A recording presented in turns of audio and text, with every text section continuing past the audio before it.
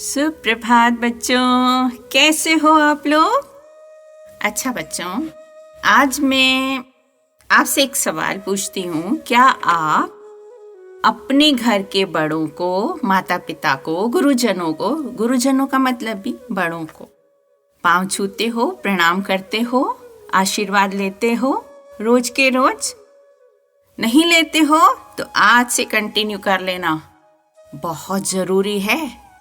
और ज़रूरी क्यों है इसलिए बता रही हूँ कि जैसे आपको मैंने पिछली बार बताया था ना संडे को, कि आपकी जो गुड डीड्स हैं, आपके जो अच्छे कार्य हैं, उनका एक अकाउंट बनता जाता है भगवान जी के पास।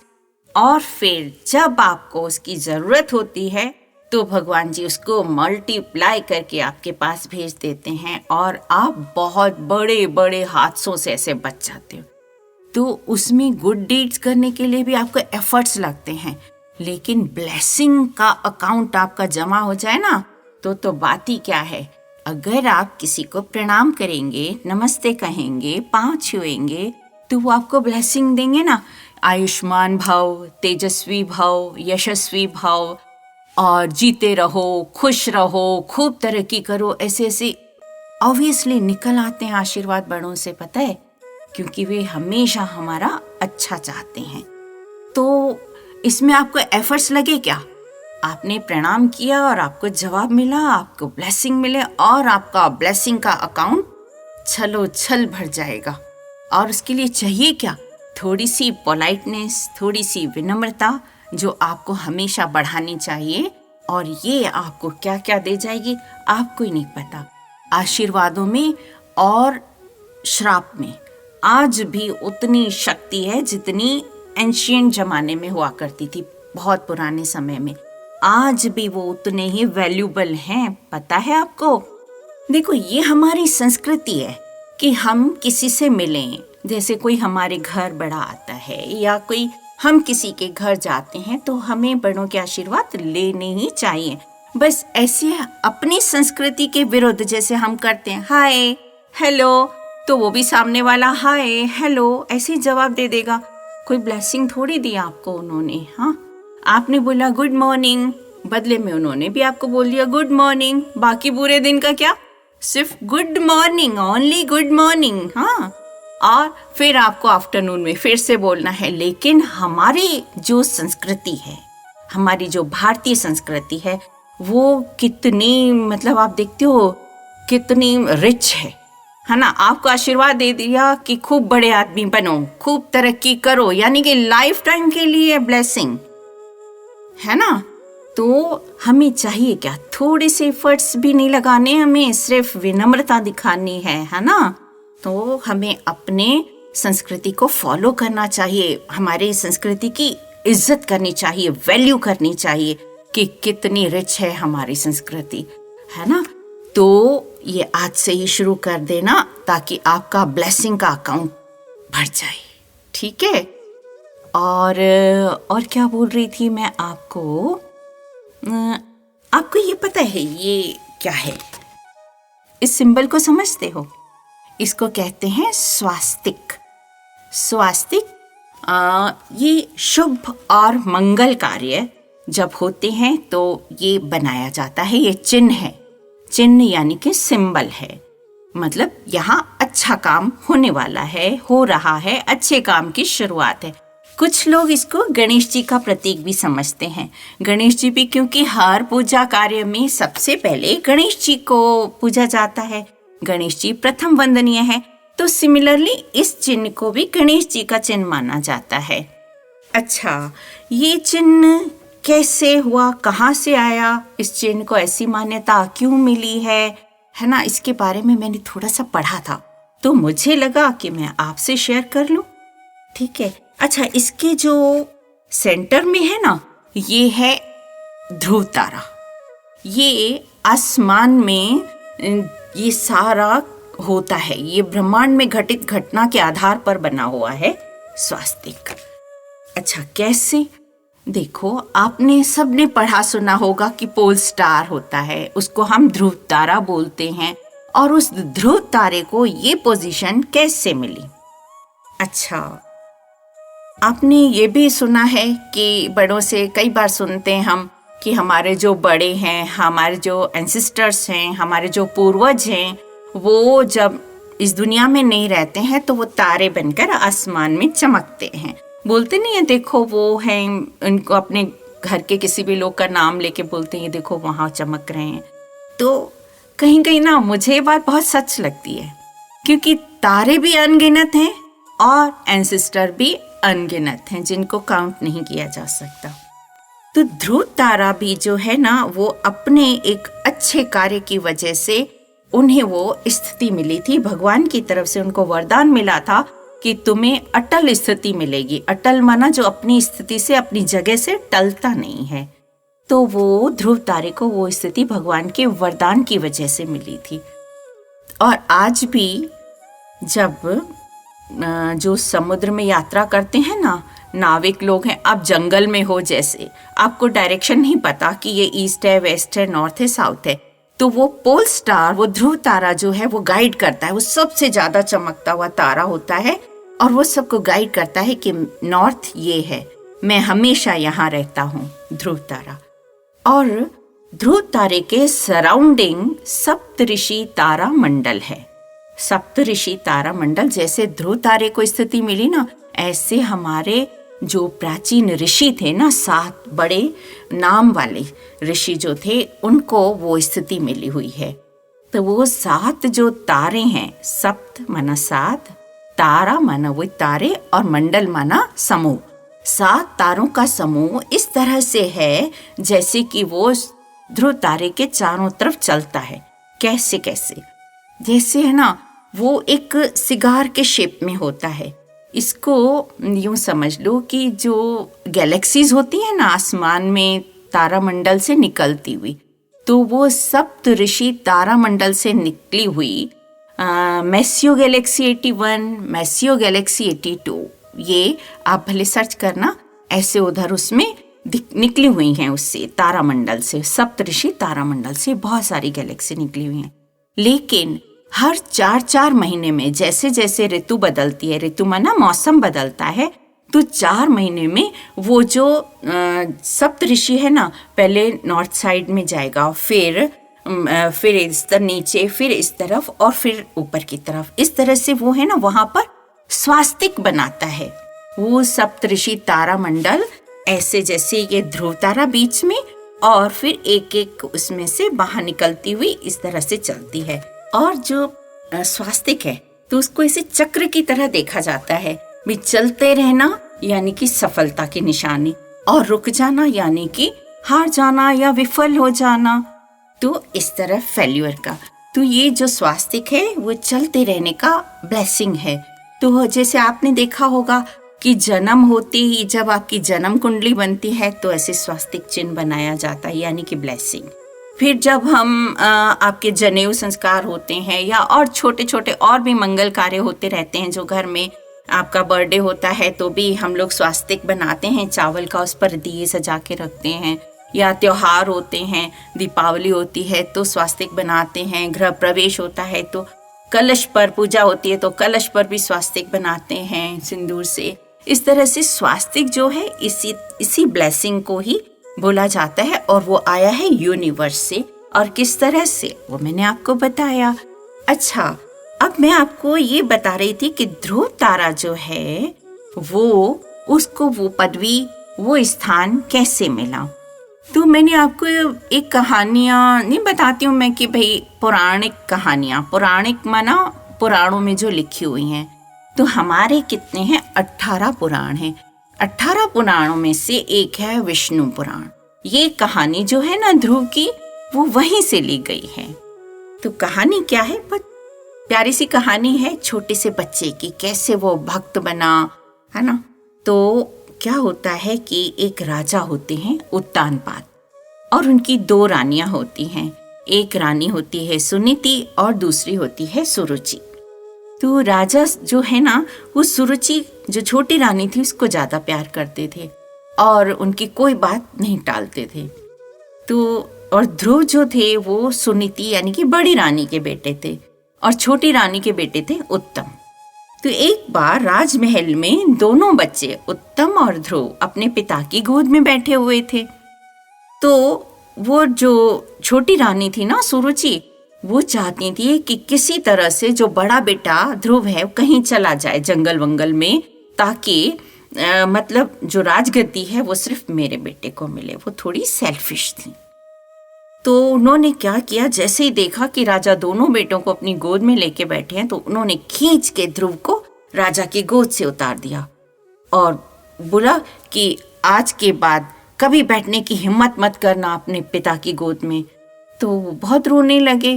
तो उन्होंने कहा लेकिन मेरे को तो बैठना है। तो बोला अगर तुम्हें अपने पिता की गोद में बैठना है तो अगले जन्म में मेरी कोख से जन्म लेना होगा। तो इनको तो समझ में नहीं आया, ध्रुव तो सिर्फ 5 साल के थे, उनको समझ में नहीं आया कोख जन्म लेना क्या होता है। तो बोले कि मेरे को क्या करना होगा माँ। तो उन्होंने बोला कि आप जाओ, जाके विष्णु जी की तपस्या करो। तो इनको कुछ समझ में नहीं आया। ये रोते हुए अपनी माँ सुनीति के पास आए। फिर माता सुनीति ने उनको कहा कोई बात नहीं, आज है ना सुरुचि माता जो हैं वो थोड़ा दुखी होंगी, कुछ होगा इसलिए आपको डांट दिया। उनको बहला के फुसला के प्यार करके और उनको सुला दिया, किसी तरह से मना के ध्रुव को। लेकिन ध्रुव के मन में बड़ी ये बात चलने लगी। उनको पता नहीं था भगवान विष्णु कौन होते हैं, तपस्या क्या होती है, पर उनको ये बस पता चला था कि वो जंगल में जाने की बात कर रही थी माता। तो वो रात में उठ के बिना किसी को बताए और चुपचाप से जंगल की तरफ निकल गए। अब रास्ते में तो राजकुमार हैं, गहने कपड़े अच्छे पहने हुए थे, काफी उनको लुटेरे उनका पीछा करने लगे और उनसे वो उनके गहने वहने सब उतरवा लिए। फिर उनको जाने दिया। अब ये पूछने लगे कि तुम इतनी रात में क्यों आए हो। तो वो हंसने लगे उस पर कि ना तपस्या करनी है। तो हंसते हुए उसको छोड़ दिया और वो अपने गहने वहने लेके चले गए। फिर क्या होता है, और भगवान उधर देख रहे हैं एक बच्चा मेरी तलाश में निकल रहा है। तो उन्होंने नारद मुनि जी से कहा कि आप जाइए इस बच्चे को देखिए, क्योंकि भगवान ना हमारा हर समय ध्यान रखते हैं। तो वो ना नारद मुनि को भेजते हैं उधर जंगल में। नारद मुनि जी उधर प्रकट होते हैं कि बच्चा क्या चाहिए तुझे, कहाँ जा रहा है इतनी रात में। तो बोलने लगे मेरे को भगवान विष्णु जी को पाना है, उनसे सवाल पूछना है कि मैं कैसे अपने पिता की गोद में बैठ पाऊंगा। तो उन्होंने कहा लेकिन अभी कौन बताएगा, विष्णु भगवान ऐसे नहीं मिलते किसी को, वो तो वैकुंठ में रहते हैं। तो बोला लेकिन कुछ तो रास्ता होगा ना। तो बोला हाँ रास्ता है, हर इंसान मर के वैकुंठ जाता है। तो बोला तो मेरे को तो मरना नहीं है, पर मेरे को पाना है उनको, मेरे को उनसे पूछना है, सवाल पूछने हैं मेरे को। तो उन्होंने कहा तो कैसे करोगे फिर उसके लिए। तो बोला आप बताओ, आप महर्षि लग रहे हो। उन्होंने उनको प्रणाम किया, अच्छे से आशीर्वाद दिए उन्होंने। फिर उन्होंने बोला कि तुम्हारा मतलब क्या है आखिर। तो उन्होंने बोला यही बस मतलब है, मेरे को भगवान विष्णु को पाना है। ठीक है मैं मर के जा सकता हूँ लेकिन मुझे मरना नहीं है, लेकिन भगवान तो इधर आ सकते हैं ना मेरे को अपने दर्शन देने के लिए। तो उनकी बालहट की बात सुनकर नारद जी बहुत मुस्कुरा दिए।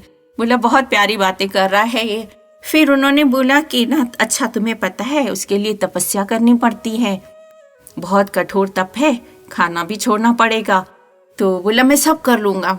फिर उन्होंने उनको और डराया कि इस जंगल में बहुत सारे जानवर हैं, तुम्हें खा जाएंगे, और जब तुम्हारा शरीर ही नहीं रहेगा तो तुम तपस्या कैसे करोगे। तो उन्होंने कहा वो तब की तब देखी जाएगी, लेकिन अभी तो मेरा शरीर है ना, तो अभी तो मेरे को भगवान से मिलना है। तो फिर उन्होंने बोला अच्छा, और फिर डराया उनको, पता है यहाँ आग भी लग जाती है, चारों तरफ आग लग जाएगी, फिर तुम कैसे बचोगे। बोला वो भी तब की तब देखी जाएगी, तो पर अभी मेरे को भगवान से मिलना है। तो भगवान नारद मुनि जी ने उनको हर तरह से आजमा लिया और उनका दृढ़ निश्चय देखा। तो नारद मुनि को उन बच्चे पर बहुत प्यार आया। उन्होंने कहा ठीक है मैं तुम्हें एक मंत्र देता हूँ, तुम उसका निरंतर जप करोगे ना तो भगवान प्रसन्न होके तुम्हारे पास आएंगे।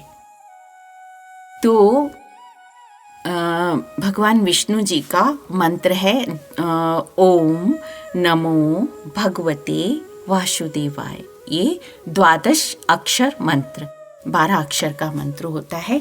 ये मंत्र नारद मुनि जी ने उस बच्चे ध्रुव को दिया और बोला इसका निरंतर जप करते रहना तो तुम्हें जरूर भगवान जी दर्शन देंगे। तो वो उनको ऐसे बोल के चले गए। और उधर क्या होता है, महल में जैसे ही पता चलता है कि ध्रुव जो है वो महल से नहीं चले गए हैं, कहीं है ही नहीं महल में, कहीं पर भी बहुत ढूंढा नहीं मिले। तो रानी रोती हुई राजा के पास गई, उनको बताया कि ऐसा ऐसा हुआ था, वो रोते हुए आया था, अब पता नहीं कहाँ चला गया है। फिर उनके दादाजी महाराजा मनु थे, उनको पता चलता है तो वो तो राजा को बहुत डांटते हैं कि मैंने तुम्हें सुयोग्य राजन समझ के, राजा समझ के मैंने तुम्हें अपना राज्य दिया था और तुम अपने एक छोटे बच्चे के साथ न्याय नहीं कर सके, उसको नहीं रोक सके, अपनी रानी को कुछ कहा नहीं आपने। इस तरह से उनको बहुत डांटा। फिर प्रजा भी बहुत डांटने लगी जब उनको पता चला कि वो बच्चा जो है तपस्या करने गया है। तो प्रजा भी नाराज होने लगी राजा से कि जिस उम्र में राजा को तपस्या करने जाना है उस उम्र में वो नहीं जाके उनका छोटा सा बच्चा 5 साल का तपस्या करने चला गया है। तो राजा बहुत शर्मिंदा होते हैं और वो बहुत कोशिश करते हैं, चारों तरफ सैनिकों को भेजते हैं, खुद भी जंगल जंगल भटकते रहते हैं उनको ढूंढने के लिए। फिर वो जब राजा जो हैं नारद मुनि जी से मिलते हैं, वन में भटक रहे थे तो नारद मुनि जी प्रकट हो गए। नारद मुनि तो मैंने आपको बहुत पहले बताया था ना कि नारद मुनि एक जगह पर कभी भी टिकते नहीं हैं और जब चाहिए पूरे यूनिवर्स में घूमते रहते हैं। तो उन्होंने देखा कि राजा परेशान हो रहे हैं और मेरे को अपने भक्त ध्रुव जो मेरा शिष्य बना है आज, मैं उसकी मतलब जो इच्छा है वो पूरी होनी चाहिए, तो मैं उसमें बिल्कुल बाधा किसी को नहीं बनने दूंगा।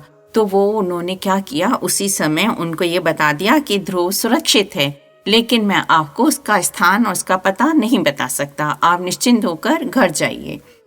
तो वो राजा दुखी तो होते हैं कि बेटा नहीं है, यहाँ पर मिला नहीं मेरे को, लेकिन इतना तो उनको तसल्ली हो गई कि नारद मुनि ने बोला है तो मेरा बेटा सही सुरक्षित जगह पे है। तो उधर क्या होता है, अब ध्रुव ने तपस्या करना शुरू कर दिया। उन्होंने उस मंत्र का इतना लयबद्ध तरीके से, श्वासों के लयबद्ध तरीके से उन्होंने उसको जपना शुरू कर दिया। तो जब करते करते उनको कभी कभी 3 दिन हो जाते थे, उनको होश ही नहीं रहता था कि कुछ खाना है। और फिर 3 दिन बाद जब उनको थोड़ा होश आता था और वो मतलब थोड़े फल फ्रूट जो पेड़ों में लगे होते थे थोड़े खा के, और यमुना नदी के किनारे वो बड़े जंगल में थे तो वो यमुना जी का थोड़ा पानी पी के और फिर वापस जप में लग जाते थे। पहले महीने ये रहा। दूसरे महीने क्या होता है कि उनको 6-6 घंटे तक होश नहीं रहता था और वो जप में लगे रहते थे। फिर तीसरे महीने में उनको 9-9 घंटे तक उनको होश नहीं रहता था। इस तरह से करके 5वां महीना जब आया तो 5वें महीने में तो उन्होंने अपनी श्वास को भी रोक दिया था। अब उनको मैं रोक क्या दिया था, कुछ श्वास लेना भी भूल जाते थे। तो अब सारे तरफ हाहाकार होने लगा, सारे देवताओं की श्वासें रुकने लगी। उनको लगने लगा कि ये तो छोटा सा बच्चा, 5 साल 5 महीने का बच्चा, अगर ये इतना तप कर लेगा तो हमारे तो सारे जो राज्य हैं, इंद्र का शासन खुद ले लेगा राज्य और कुछ भी वरदान में मांग सकता है भगवान से। तो उन्होंने बहुत सारे तब कुछ न कुछ डिस्टरबेंस उनको करना शुरू कर दिया। कभी जंगल में आग लगवा देते, कभी जरूरत से ज्यादा बरसात करा देते, लेकिन कुछ नहीं चलेगी क्योंकि वो ध्रुव जो थे वो अपने तपस्या में अडिग थे। अब वो एक पैर पर खड़े होके तपस्या कर रहे थे। उनको एक पैर पर खड़े होने में भी वो हिल नहीं रहे थे, इतना एकाग्रता उनकी थी बढ़ी हुई। तो अब भगवान विष्णु जब देखते हैं ये बच्चा तो बिल्कुल तन्मय हो गया है भक्ति में, तो वो कहते हैं, वो जो पुराण में कहानी जो विष्णु पुराण में जो लिखी है ना, वो मैत्रेय ऋषि ने लिखी है। तो मैत्रेय ऋषि बोलते हैं कि भगवान विष्णु उनको दर्शन देने नहीं आए थे, भगवान उनके दर्शन करने आए थे कि इतनी छोटी उम्र का बालक कैसे मेरी तपस्या कर रहा है। तो आकर जब भगवान जी उनके सामने भी खड़े हो गए ना, तो भी उन्होंने आंखें खोली नहीं, क्योंकि वो अपने आज्ञा चक्र में भगवान विष्णु जी का दर्शन कर रहे थे। जो उनकी छवि थी ना, वैसी वो आज्ञा चक्र ये रहता है ना, मैंने आपको पहले बताया हुआ है। आज्ञा चक्र पे उन्होंने ध्यान करा हुआ था और उसमें वो भगवान विष्णु की छवि को देख रहे थे। और उन्होंने अपने प्राण कहाँ, शस्त्रार चक्र यहाँ चढ़ा रखे थे, मतलब उन्होंने अपनी श्वासों को वहां रोक रखा था। तो उनकी एकाग्रता बिल्कुल डिस्टर्ब नहीं हो रही थी और वो उनको पता ही नहीं चल रहा था कि भगवान स्वयं सामने आके खड़े हैं। तो भगवान ने क्या किया, भगवान विष्णु जी ने अपना जो विग्रह था, अपनी जो छवि थी उनकी आंखों में, उसको खींच लिया। तो उन्होंने, ध्रुव ने छटपटा के आंखें खोल दी और उन्होंने देखा कि जो विग्रह मेरी आंखों के अंदर दिखाई दे रहा था, मेरे आज्ञा चक्र में दिखाई दे रहा था, वो तो सामने है। वो खड़े हो गए मूक से, चुपचाप। अब उनको समझ में नहीं आ रहा था, मेरे पास जो इतने सवाल थे वो कुछ सवाल उनको अब याद नहीं थे। तो भगवान ने उनको देखा कि अब ये तो कुछ नहीं पूछ रहा है, कोई सवाल नहीं है। भगवान ने बोला, जो तुम्हें बोलना है बोलो। बोला, मैंने आपको देखा, अब मुझे कुछ चाहिए नहीं, अब मुझे किसी चीज की इच्छा नहीं है। तो भगवान जी उनको बोलते हैं, ठीक है पुत्र, मुझे मालूम है तुम्हें तिरस्कार करके घर से निकाल दिया था माता ने, तुम वापस उनके पास जाओ और वहां जाके अब तुम बहुत सम्मान के साथ तुम्हें वहां पर राजगद्दी पर बिठाया जाएगा और तुम बहुत वर्षों तक न्याय से वो राज्य संभालना, अपनी प्रजा का पालन करना, और फिर तुम मेरा स्थान वैकुंठ में है, वहां पर तुम्हें मेरे 7 जगह मिलेगी। वैकुंठ आज भी उत्तर दिशा, नॉर्थ में ही माना जाता है, जहाँ पोल स्टार है, जहाँ पर ध्रुव तारा है, ऐसा माना जाता है। तभी तो आपने किसी भी वास्तुविद जो होते हैं ना, जो घर बनाते हैं और बताते हैं कौन सी दिशा क्या है, तो उसमें बताते हैं पूजा का स्थान हमेशा उत्तर दिशा में माना जाता है, ऐसा कहते हैं।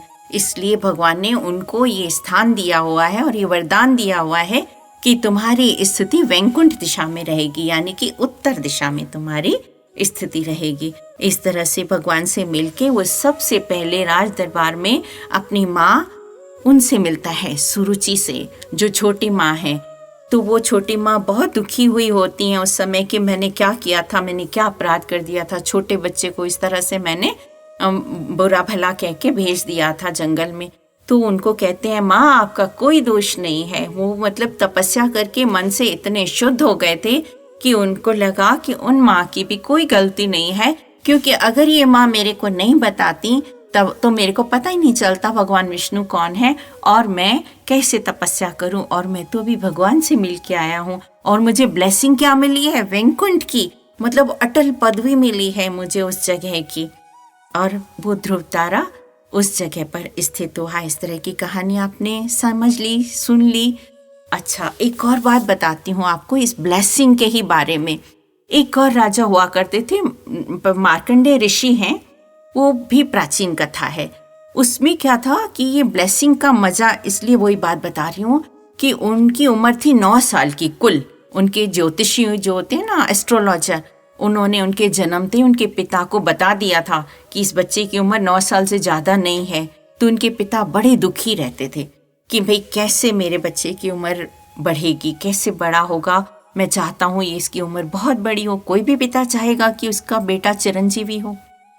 तो उन्होंने बहुत ऋषियों से पूछा, तो एक बड़े समर्थ ऋषि थे, उन्होंने उनको बताया कि इस बच्चे की उम्र अगर बढ़ानी है तो इनको तो एक महामृत्युंजय मंत्र का जाप सिखा दो। ओम त्र्यंबकम यजामहे सुगंधिम पुष्टिवर्धनम उर्वारुकमिव बंधनात् मृत्युर्मुक्षे अमामृतात्। एक तो ये सिखा दो, दूसरा इनको ये आदत डाल दो कि ये हर बुजुर्ग के पांव छुए, हर बड़े के पांव छुए, तो कोई न कोई इसको ऐसा आशीर्वाद जरूर दे देगा कि ये चिरंजीवी बनेगा। तो एक बार ऐसे ही हुआ, एक समर्थ ऋषि आए, उन्होंने उनको आशीर्वाद दिया कि चिरंजीवी भव, आयुष्मान भव। तो उनके पिता ने उनको बताया कि इसका ज्योतिषियों ने ऐसे बोला हुआ है कि इसकी उम्र 9 साल से ज्यादा नहीं है। लेकिन उनके आशीर्वाद से क्या हुआ पता है, वो चिरंजीवियों की लिस्ट में है। हमारे भारत के 8 चिरंजीवी माने जाते हैं जो आज भी यूनिवर्स में जिंदा हैं। आपको पता है हनुमान जी उनमें से एक हैं। जहां पर भी रामायण की कथा होती है ना, हनुमान जी वहां पर होते हैं, सशरीर होते हैं, भले दिखाई नहीं देते पर होते हैं। ऐसा कई लोगों ने महसूस किया है, कई लोगों के अनुभव हैं। चलो बच्चों, आज बहुत सारी बातें हो गई है ना। तो अब अगले संडे मिलते हैं संडे की पाठशाला में। I love you, I like you, I respect you all. God bless you all बच्चों।